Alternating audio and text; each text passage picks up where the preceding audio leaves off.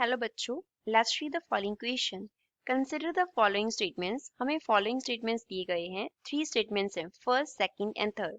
First में बोला है time period of a spring mass system depends on it's amplitude. Amplitude पे depend करेगा स्प्रिंग मास सिस्टम का time period. Second statement, time period of a spring mass system depends on its mass, उसके मास के ऊपर depend करता है।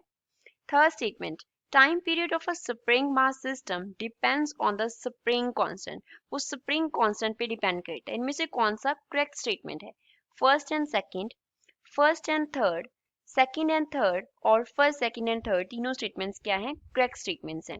So first of all, we will talk about the key concept used in the question। इस question में क्या की concept use हो रहा है? क्वेश्चन में हमें कौन सा सिस्टम दिया गया है? Spring mass system. Spring mass system होता कैसे है?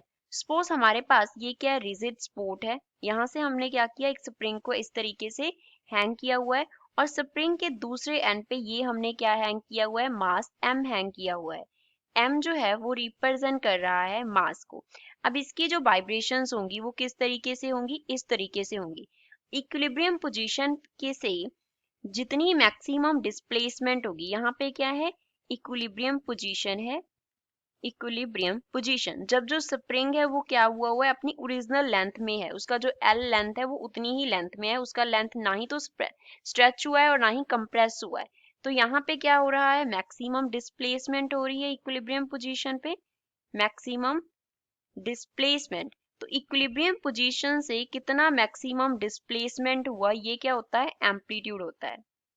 Amplitude of the oscillations. अब क्वेश्चन में क्या हो रहा है? स्प्रिंग मास सिस्टम के टाइम पीरियड की बात हो रही है। टाइम पीरियड क्या होता है स्प्रिंग मास सिस्टम का? सपोज उसको हम टी से डिनोट कर रहे हैं तो उसका फॉर्मूला होता है 2 pi into square root of M upon के।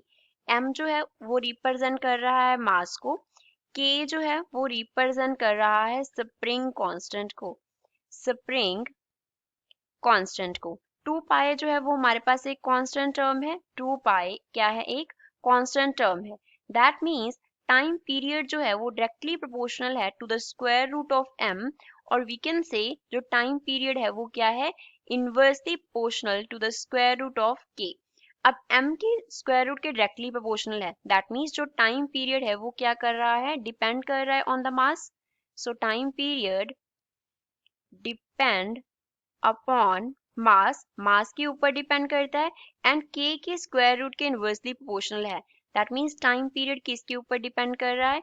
Time period depend upon spring constant. Spring constant के ऊपर भी टाइम पीरियड जो है वो डिपेंड करता है, लेकिन ये एम्पलीट्यूड पे डिपेंड नहीं करता। फर्स्ट स्टेटमेंट में बोला था कि एम्पलीट्यूड पे टाइम पीरियड डिपेंड करता है, तो ये हमारे पास स्ट्रॉन्ग स्टेटमेंट हो गया। सेकंड में टाइम पीरियड किस पे डिपेंड कर रहा है? स्प्रिंग मास सिस्टम का मास पे, ये करेक्ट स्टेटमेंट हो गया। Third, time period spring mass system का डिपेंड करता है स्प्रिंग कांस्टेंट पे, ये भी करेक्ट स्टेटमेंट हो गया। तो करेक्ट स्टेटमेंट कौन से हैं? Second and third. तो गिवन ऑप्शन में से हम सी इसका करेक्ट आंसर देंगे। So this is final answer for the given question. I hope you understood well. Thanks.